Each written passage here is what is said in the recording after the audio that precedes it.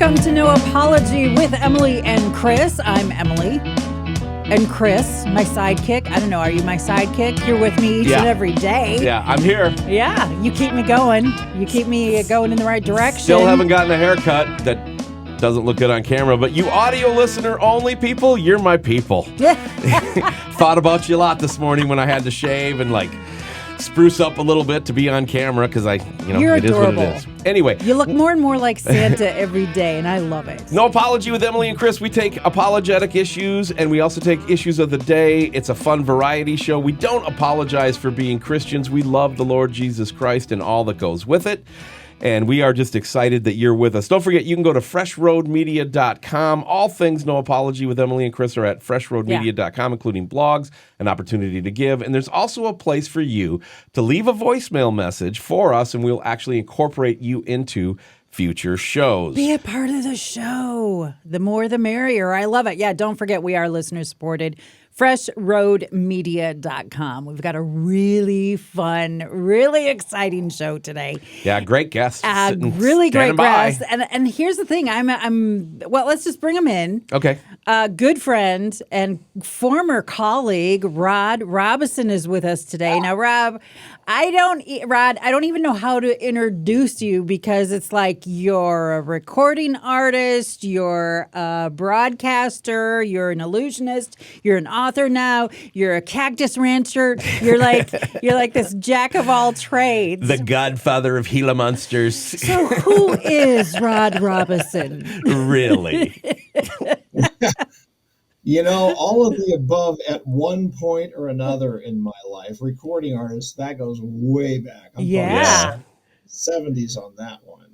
Yeah. Well, there are going to be listeners that listen to the Christian experience back in the 70s that might know the band. You were actually a founding member in the band Selah. Yeah, wouldn't you know? I just happened to have. We recorded long before CDs were a thing, but this is a kind of compilation of some of the stuff we did. Yeah, that was back in the 70s. But boy, what a great 5 years. We toured and recorded for 5 years, and it was wonderful. Where we got to know you was you were the vice president of Family Life Communications, when we were the morning show in Phoenix, and then we got transferred to Tucson, and you were there. And so you saw us at our best, you saw us at our worst, but you taught us how to appropriately raise money on the air. You were always in charge of all the share-a-thons. And the one thing I always liked about you, Rod, was that you really wanted Christ to be honored in the middle of the strategy. That's the vibe you gave me. Was that, hey, we've got these strategies, we've got these plans. Yes, I anticipate at the 3 o'clock hour, we're going to get 24 phone calls and raise X amount of dollars. And we'd get 23 or 25 phone calls. Like, how did Rod know? All that strategy can easily, overwhelm organizations, but yet you always tried to have Christ be the center. That's the vibe you gave Emilee and I. And so, you're retired now. We're going to get into your whole new world.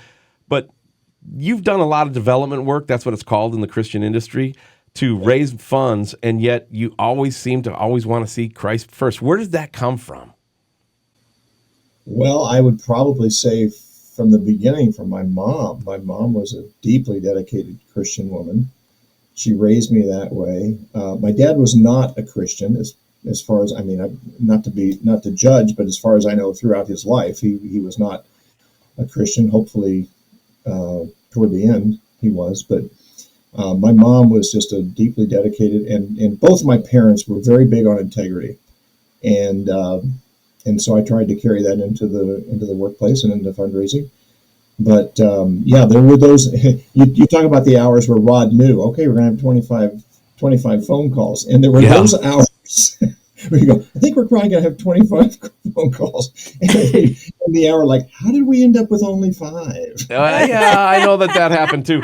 But staffing the call center for that, and we would work so many long hours, and it was a lot of fun. But we worked long hours, and it got you. Sometimes people got into that world of delirium because you're just no kidding. You're going. I remember. I put in way too many hours on those things, and I'd get up at dark 30 and then get out there, till 9 o'clock at night, and I'd say some things on the air that Wow. What's your worst one you ever did during a share-a-thon that comes to mind? Come on, you got to tell us before we get into unmasking the masquerade. Let's unmask our self-esteem. What was your worst one? I remember one time. I was so tired. But I was like relentless. I got to get on here. We got to get the phone calls. As you know, you remember those days. And, so I thought, in my head, I had this great idea I was going to talk, and I remember it had something to do with science and astronomy and God's majesty and all this stuff. And I started talking. And you know how you start talking about something and you realize about 2 sentences in that you are lost. But it's life. And I kept talking, and I was not making a lot of sense. And Dawn, our producer, comes in afterwards. She comes in the studio. She goes, "What was that?" I don't know. My two favorite. I'm like talking along. I'm going, okay, maybe I'm going to get away with this, but no. Dawn's like, what does he say? Well, my two favorites come from the fatigue is Peter Brooks, who I thought was one of the best announcers, personalities that. Just solid. He's just one of the best guys I've ever been around in my career, overall from top to bottom as a broadcaster. And I'm on the air with him, and we're both tired.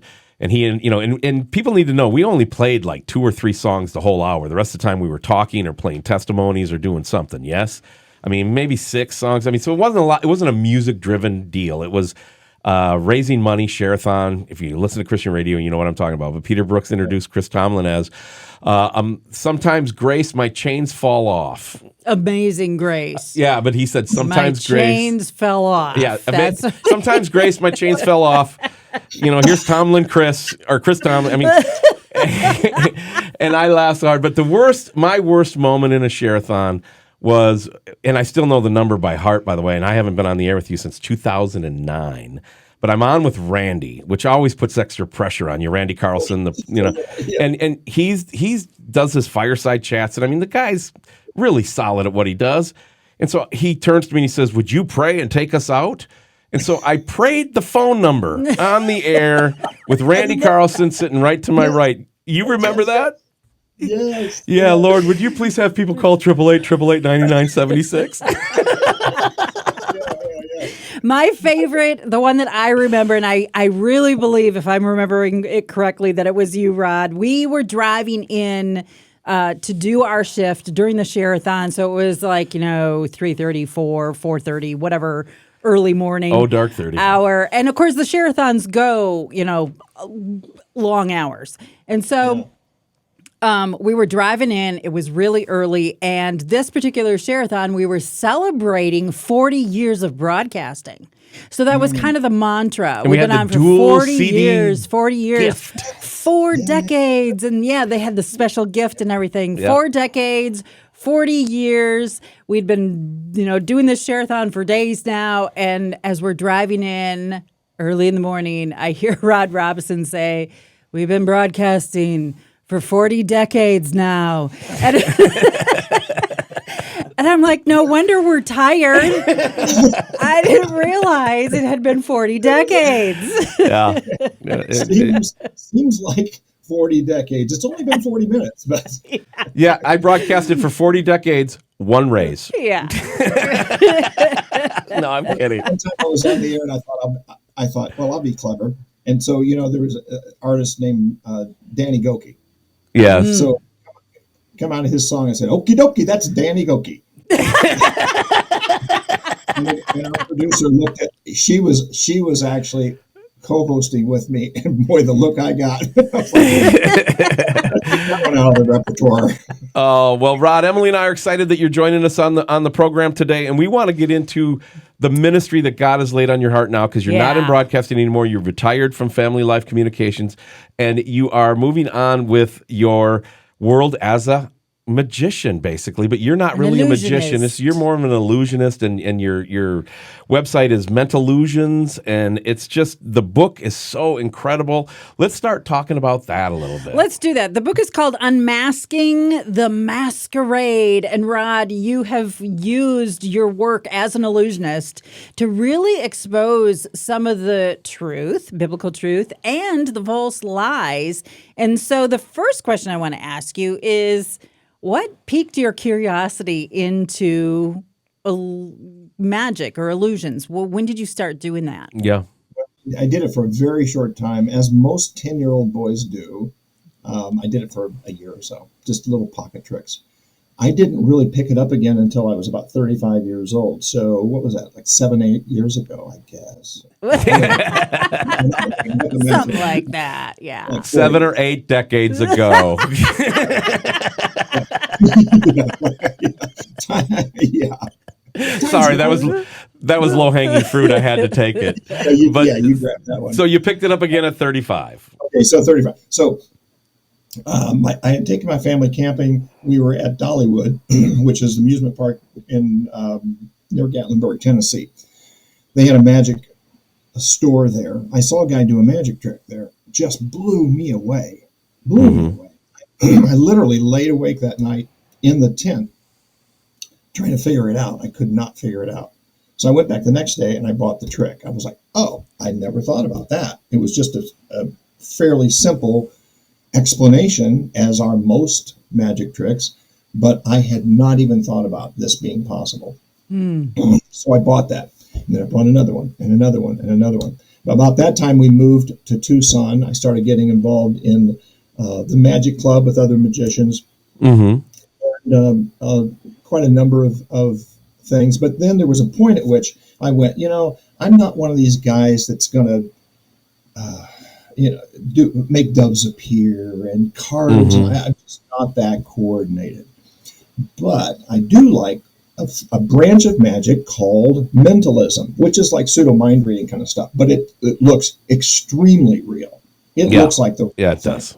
Yeah, your table elevating thing is something that I still want to figure out one day, and we'll bring you to Iowa sometime, and you can, and you got to bring the goose with you, and we'll get to that in a minute. But yeah, you want to figure them out, and you can't. But then when you do look behind the curtain, you see how simple it is.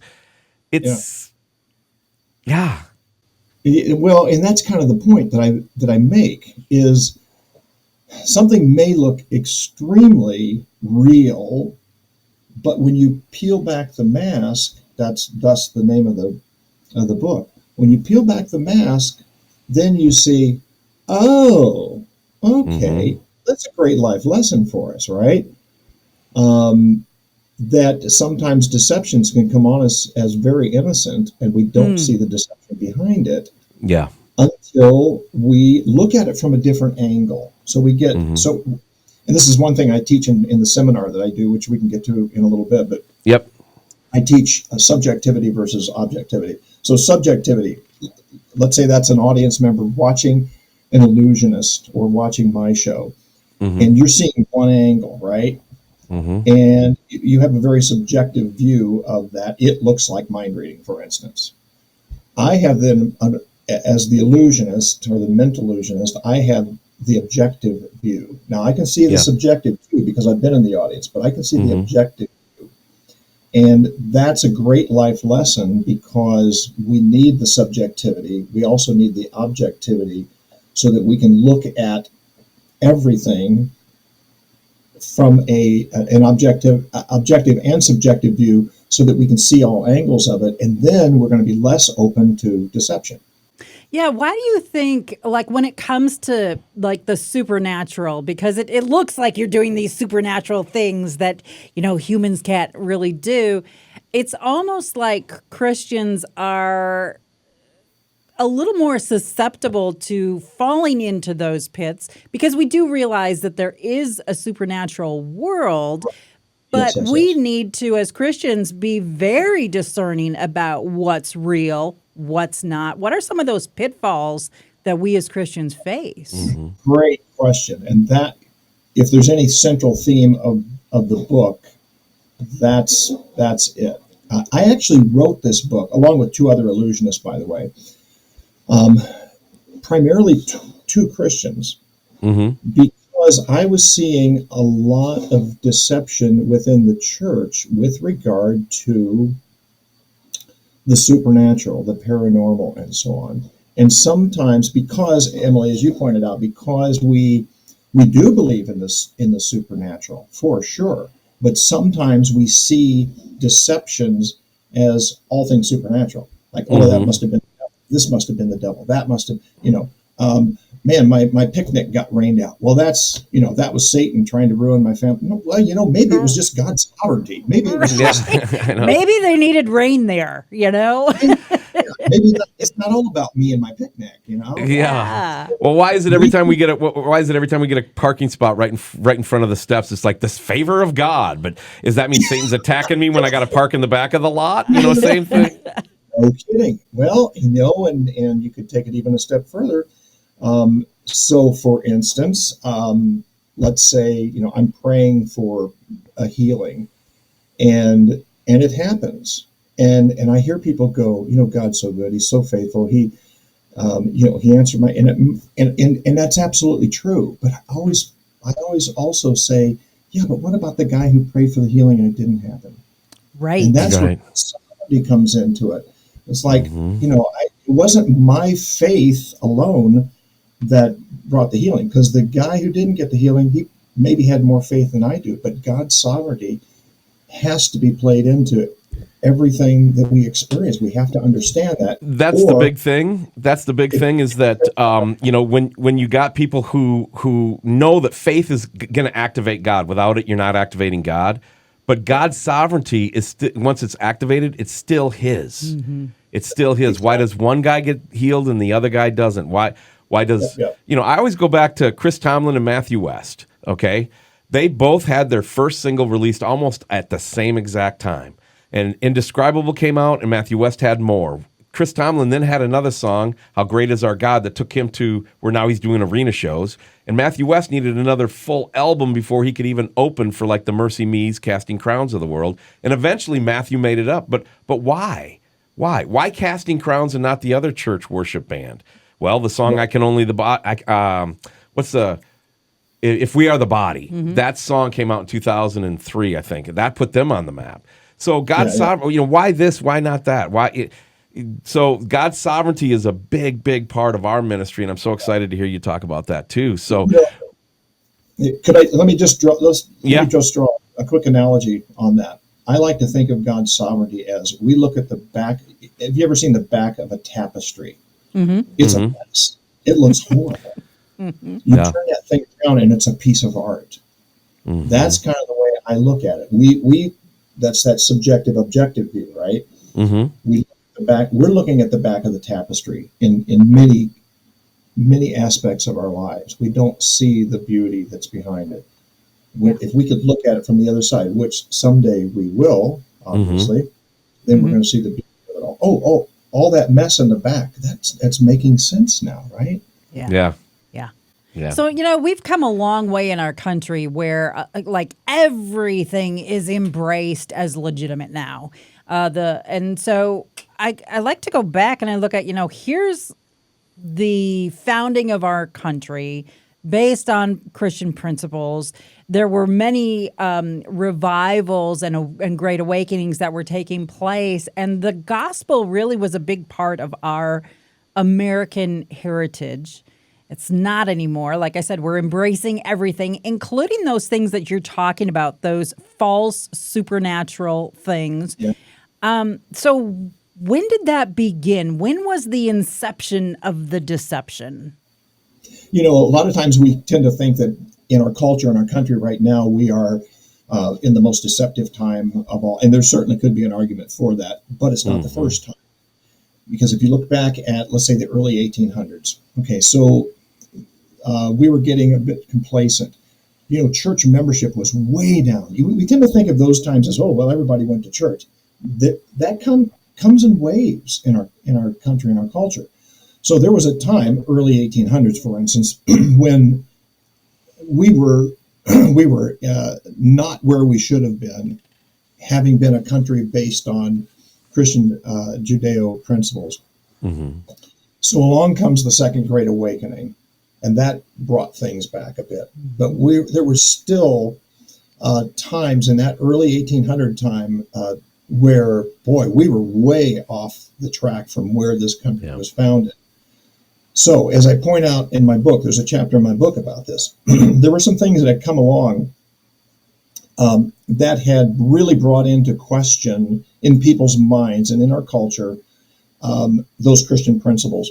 For instance, one thing was the Enlightenment, which in many angles of that, they did not see, as the Enlightenment made waves in our country, people were like, well, maybe we don't need God, right? Maybe he's not the God of the Bible, and so on. Mm-hmm. Another thing was the Industrial Revolution had come along and changed everything, was beginning to change everything. All kinds of new mechanisms and new ways of communication and so on. So here's what happened. Here's the point. In 1848, there were two little girls in Hydeville, New York, who pulled a little trick on their mother. And long story short, it looks as though they were communicating with the dead. And their mother believed it. It was a trick. And in my book, I go into the details of what it was. But that little deception turned into one of the biggest religious waves in this country. A lot of people don't know that, but there was a new religion that spawned out of these two little girls and their tricks. It was called spiritualism. Millions of Americans gravitated from Christianity to spiritualism. What was spiritualism? Basically, it was a belief that you could communicate with the dead. It was very, very unbiblical, obviously, at that level, but on many other levels as well. Huge wave. Mary Todd Lincoln, President Lincoln's wife, was a spiritualist. Mm-hmm. They had seances in the White House. President Lincoln did attend some of them, although he went after one of these mediums and had him exposed and kicked out of the White House. But that's how pernicious and how prevalent spiritualism was in our country. Along comes then the Civil War. Mm-hmm. Thousands and thousands of young men dying. Guess what? That gave a new wave to spiritualism, to the deception, because people, Mary Todd Lincoln being one of them, wanted to contact their dead boys. And because of the fear that had just taken over our country at that time, people were willing and they were open to deception. There's a very dear friend of mine who's a magician. His name's Dan Coram. He's an author. And I asked him one time, I said, what is the most difficult person to deceive? And here's what he said. I thought, boy, I got to write this one down. And I talk about him in my book. He said, the most difficult person to deceive is the person who loves the truth more than they fear their pain. And that's profound. Yeah, I need to write that down. That's a good one. Yeah, pain's a pretty motivating factor, isn't it? Yeah. Well, it is. And it opens you up to deception because why? You'll do anything to get rid of that fear. Yeah. It is a motivator in a bad way. Yeah.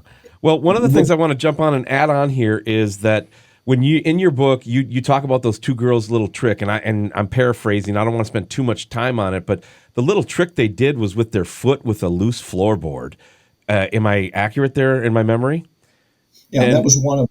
There were some others. And so they would ask a question, and then with their feet under the table, they'd click this little floorboard 3 times or 4 times or whatever they were asking for, but would echo around the room, so it felt like the dead were communicating. That's how spiritualism started. Adrian Van Vector, your co-author, is the last full magician show I've saw, and that was 10 years ago. He's so good, and he was explaining in that show the deception of how you pull the coin out of nothing and drop it in the bucket and keep pulling the coin. During his show, he explained how a guy did that in a third world country to become like a god, where people would, it's in your book. So, I mean, I'd love for you to share that on the tail end of this story about how basically it's manufactured deception and it's just crushing people. Yeah. Yeah, Adrian actually exposed one of the big gurus in India that was using magic India, tricks. that was it. I knew it was far, far away. That's Right. all I could remember. I can't remember the guy's name, but he had millions of followers. Yeah.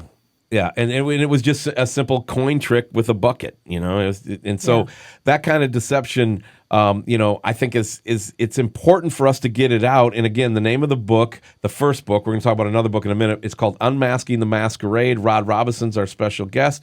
We go way back with work and broadcasting together, and it's just been fun to have him on the show. Yeah. So, Rod, I want to ask you because I think there's a lot of Christians that are fully aware of the dangers of this deception that you're talking about. And so do you ever get pushback from people who are wondering, well, why are you involved in doing these illusions? And do you ever get pushback? Do you ever get, hey, you're a Christian, Rod, how can you You be shouldn't doing be that? doing that. Yeah. Do you ever get that? Believe it or not, very rarely. Okay. I can think of 2 instances where I did the floating table you were talking about. Mm-hmm. That's the one that freaks people out the most. I love that one. That's my favorite. Well, that and the goose. We'll get to that in a minute too, but go ahead. I was doing it at a church in Midland, Michigan. And afterwards, a woman came up to me, and I mean, in front of everybody was standing around and talking to me, just ripped into me about, how dare you do something demonic like that?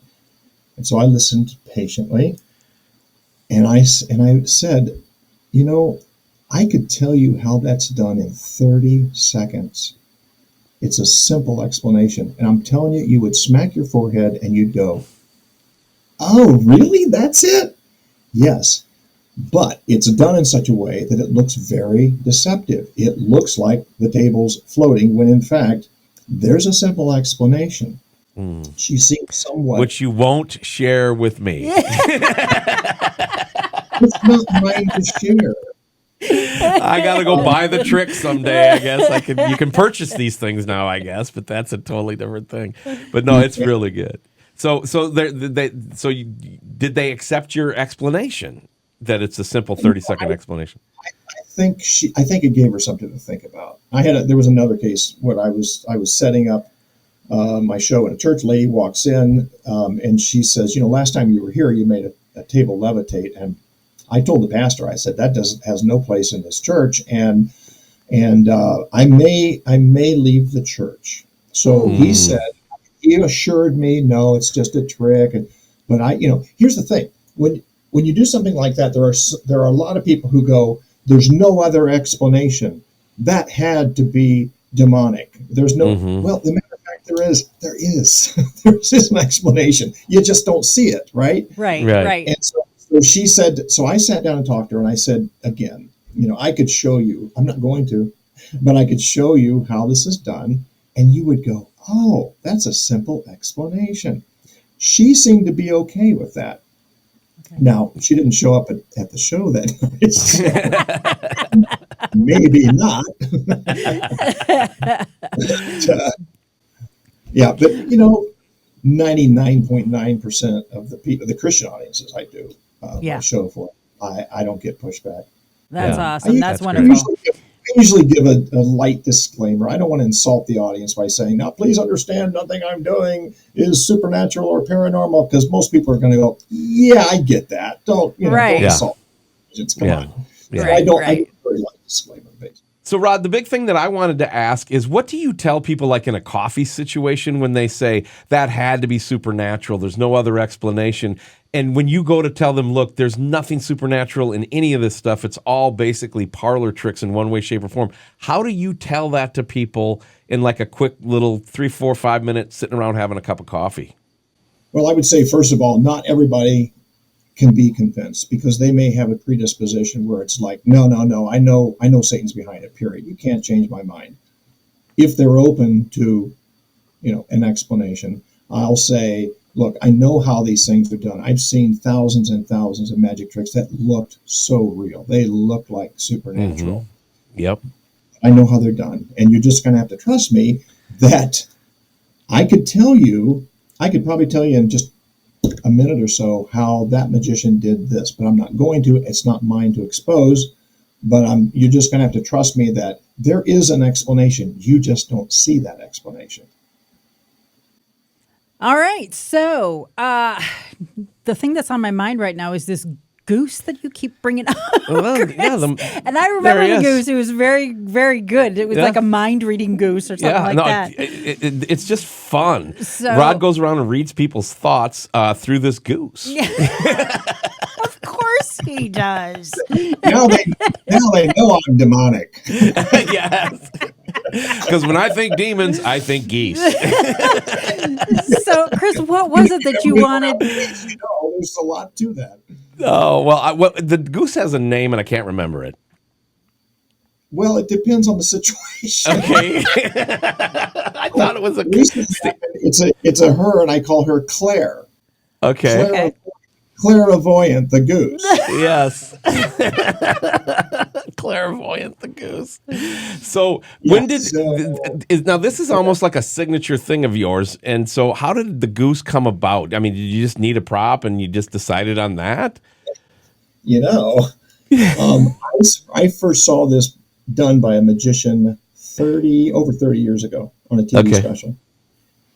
And I went, man, if I could ever do that, I would love to do that. It's so funny and just fun. I mean, the long story short, the goose, you put a pin in the goose's beak, and I put a notebook in front of him, and then he answers people. Like, I'll say, think of a number between 1 and 10, and the goose writes it down.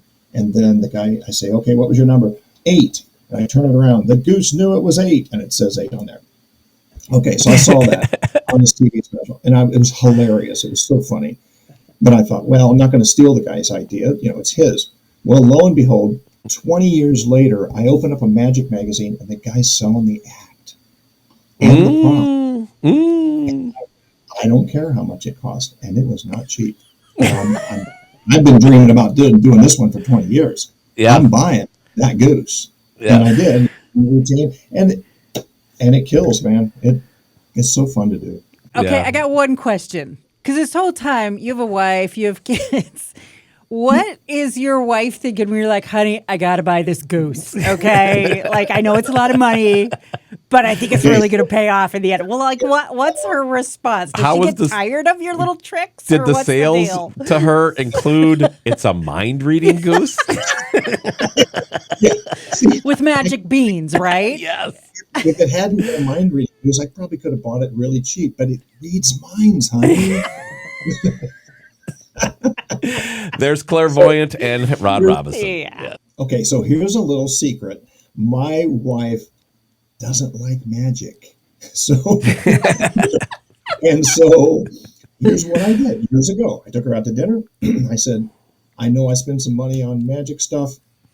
I'm going to start doing shows, paid shows, so I can pay for it. So I have my own little account.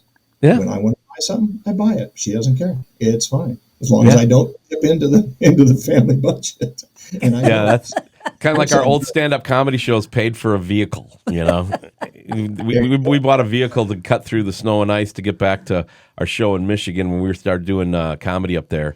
And the comedy shows had to pay the note. And it did for like 3 years. No, I love it because once the wife and the husband are like-minded and they're in agreement, God can do some really amazing things when the two are on the same page. So thank you to your wife for allowing you to do that, because I know that you've brought a really excellent testimony and really fun, entertaining evenings for a lot of people, particularly across the South. But so thank you. Do you have any final thoughts you want to share with us today, Rod?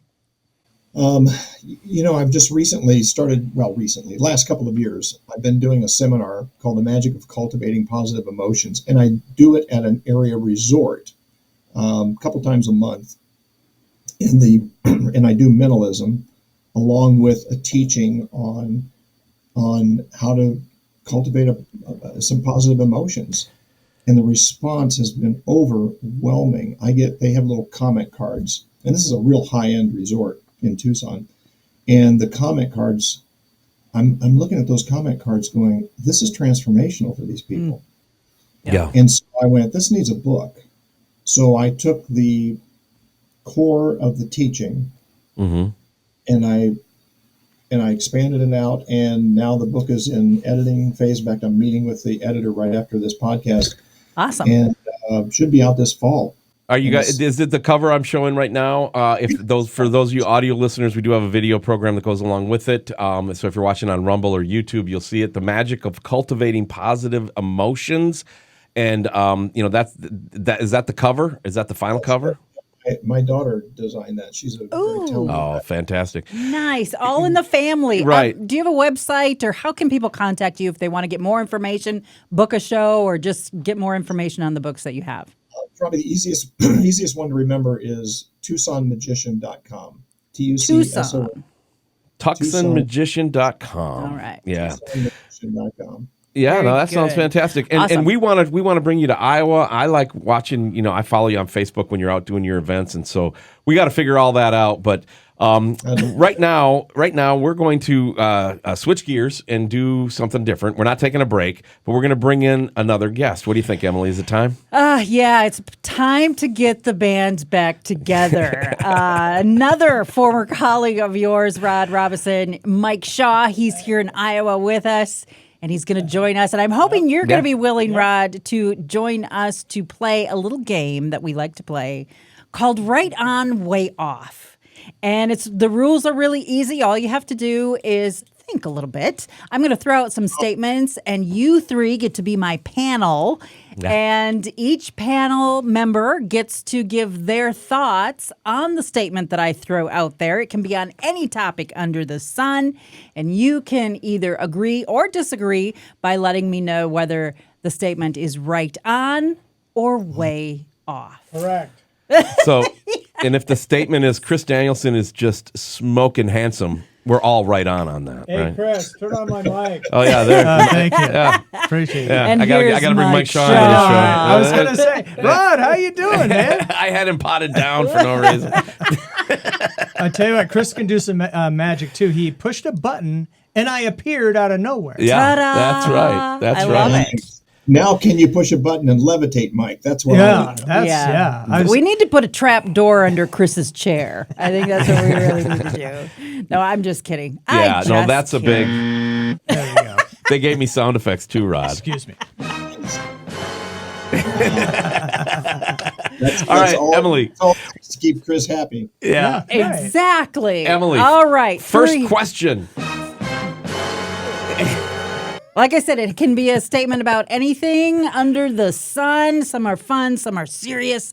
First question out of the chute. You can tell me whether you agree or disagree. We're going to start with you, Chris. Okay. The statement is this. Mm-hmm. The do you got? book is always better than the movie. Is that right on or way off? I am right on this because of one book and one movie. We should base all our decisions on just that one Should. thing. Small yeah. sample size, but maybe. And again, I know this isn't a Christian book, and I'm not trying to promote not reading Christian literature, but I have a secret that I don't keep secret. I mean, it's just I don't make it publicly known. But John Grisham, I own every one of his books. I'm on a list where he comes out with a new novel in April or October. I automatically get a hardcover. Nice. And his book, The Firm, was one of the best thriller novels I've ever read. And that's my genre. Don't laugh at me, Emilee. And then I watched the movie with Tom Cruise. Mm-hmm. I was crushed. And you I love was Tom crushed. Cruise. And I love Tom Cruise. Gene Hackman, another one. I love them guys. Apparently the movie was great. The Firm. Yeah. Right? I mean, I have no I idea. don't know. I don't read that I watched stuff it and or halfway watch through that I'm like, they're ruining my book. So I am right on that. All right, let's go to Rod Robison. What do you think? The book is always better than the movie, right on or way off? Always is a bit extreme. I would say generally the books are better than the movies because sometimes they have to take too much poetic license. They have to cut things out. And I've heard enough people say, oh, man, the book was so much better than the movie. And I think that's the case. Well, see, but what if they made a documentary of Unmasking the Masquerade? We tried. I couldn't raise it. I told Rod I wanted rights to the book for a year, and that went by really quick. Who would play Rod? Rod. The goose. Oh, okay. Have you seen any of my documentaries? I do a good job. I could have done it. Here's as what I want to himself. know. My follow-up question, would the goose be right on or way off on this? Oh, you're going to have to bring me to Iowa. There you go. He'll There answer. you go. All right. I like that. I like that. All right, Mike Shaw, what do you think? Is the book always better than the movie? Yeah, so I am right on with that. Of course, Clairvoyant already knew that. And one very specific example would be Rudyard Kipling's The Jungle Books. My grandparents got that for me when I was a kid, and I read it at a pretty young age. And then Disney comes up with their nonsense and all the dancing cartoon bears and stuff. It's like, have you ever read The Jungle Books? Right. It's amazing. And then Rikki-Tikki-Tavi, come on. That specific. Now, Lord of the Rings, you could argue, pretty epic Those were movie. Narnia too. Narnia too. Right. Yeah, You know, it might convince me with those, but I'm still going to go right on. Yeah, I'm going to go right on with that as well, particularly because I'm a huge Shakespeare fan. And I remember I bought these books and I came in and I started reading The Comedy of Errors. And I was reading for maybe 15, 20 minutes. And Chris comes walking in and he's like, so what's going on? And I start telling him what's going on. And it took me about 15, 20 minutes to tell him what's going on. And he's like, how many pages are you into this? And I said, like 3. And he's like, all that happened in just that in 3 pages? I'm like, yeah, it's amazing what you can cram into a book versus what you can put on film. So yeah. 40 decades worth of stuff. 40 decades worth of stuff. Exactly. Yes. Exactly. Okay, question And if you want to learn 2. more, dial or pray 888-888. All right, Emily, go ahead. Question number 2, we're going to start with Rod this time. Okay. Back in the day, math teachers, they told us we had to memorize our math tables because, quote, you won't have a calculator with you everywhere you go, end quote. Were those teachers right on or way off? So way off. And oh, by the way, why did I spend so much time trying to learn Algebra 2? I don't think I've ever used it. Yeah. Well, you got to Algebra 2. Kudos to you. Right. All I know is X times Y equals a waste of time. That's all I know. X, we don't know. We don't know why you're by yourself, X, and we don't care why. Mike Shaw, were those teachers right on or way off? They were way off. Obviously, you can ask your AI is going to solve all of our problems, but I mean, even before that, you have your phone, of course, and then you can ask your assistant. I don't want to trigger anybody's device out there by saying, hey, what's your name? But they can do math for you too. So I know, right? It's everywhere. And I think artificial intelligence eventually is going to be like, you're going to think of a question and it's going to give you an answer. It's going to spit out an answer somehow, some way. We're all getting a clairvoyant implant. Yeah, exactly. Chris, were your teachers right on or way off? They were way off on a lot of stuff. Did you even show up for school that day? I did sometimes. Sometimes. Okay. Okay. I mean, way off. You look at my childhood as if I was like, drugged through the streets of Panama every day or something. It wasn't quite that bad, but no, my teachers, how many of us knew that we were going to have this smartphone technology in our pocket? Right. We knew we were getting cell technology. I saw an article back in the 60s. Of a lady holding a little like thing that looked almost like a phone, and they said that there will be a little TV in it and all this stuff. Yeah, that was in the late '60s news article in the New York Times, and so I mean, you never know how they're going to be or what they're going to say. That's the thing. But I would say that they were right on in a way where they were trying to get you to learn, but they were way off and trying to use an analogy that obviously turned around and bit him. Yeah, I love that thought. I'm gonna say that they were way off. Like, here's the deal: what happens when you lose your phone? Are you just gonna start drooling in a cup, or what are you gonna do? Or do you remember those math facts? Can you figure it out? I know is I know nobody's phone number anymore, other than my immediate family. I know that's kind of a unnerving thing when you think about it. So apparently, the Jetsons, the creators of the Jetsons, they knew something we did not know. Just no flying cars. Right. All right. Question number 3. And I worked for Mr. Spacely for about 6 months. So. Can I get a Just free saying. cog when you get in the car? All right, when go do ahead. I get Alice back? Come on. Exactly. Okay, question number 3. We'll start with Mike. Here's a quote. I'm not going to tell you who it's from. Okay. It says, anything that makes me need God is a blessing. Ooh. Anything that makes me need Anything. God is a blessing. So I'm thinking of all the anythings. I'm thinking about just how tough that could really be. Yeah. But of course, that's right on. Yeah. Of course it is. God is everything. Knowing God through his son Jesus is everything. What he did for me is everything. We're going to spend the rest of eternity with him. That's everything. So yeah, it's right on. Awesome. Rod Robison, what do you have to say about that? What he said. That's what Yeah. I got nothing after that, man. Yeah. Yeah. Ditto. I know. Sometimes the question answers itself, and then when you don't get to go first, you just got to be like, "Nah." Well, you could add to it, maybe, Chris. Anything that makes me need God is a blessing.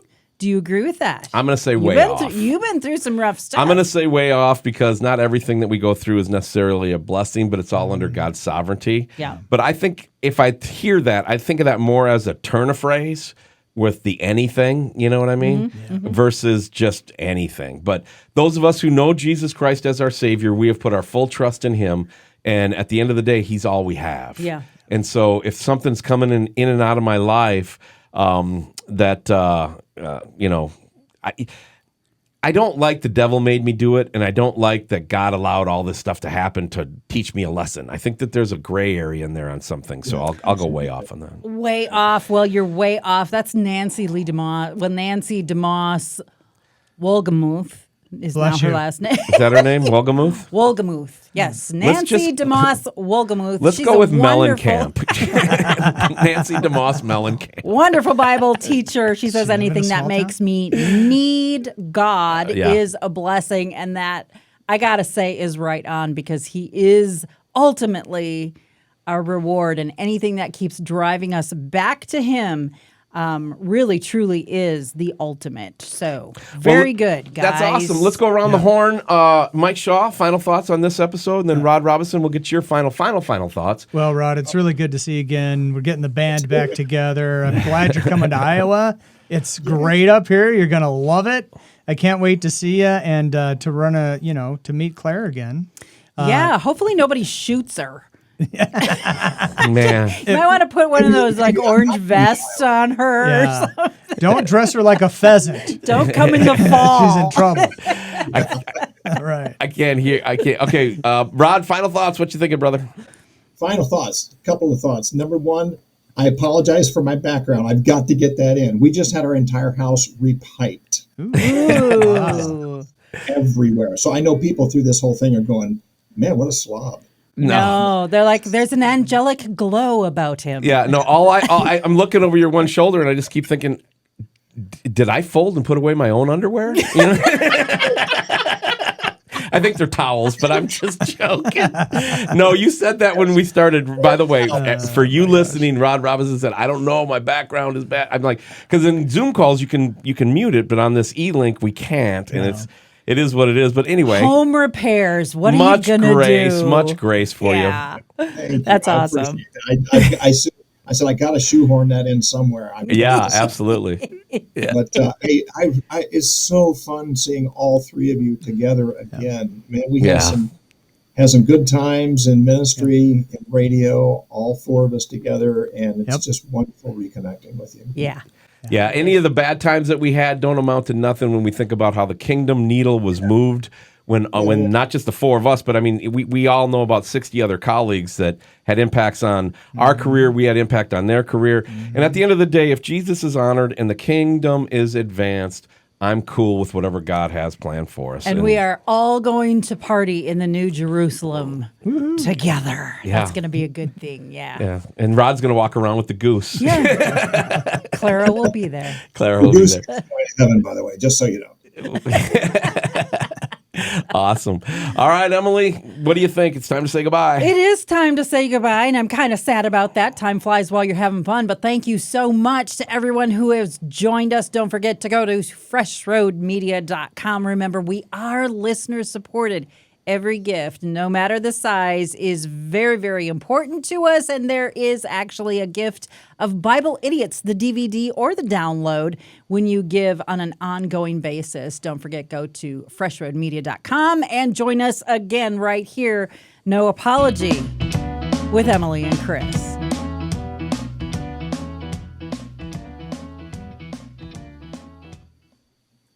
Woohoo! Got it.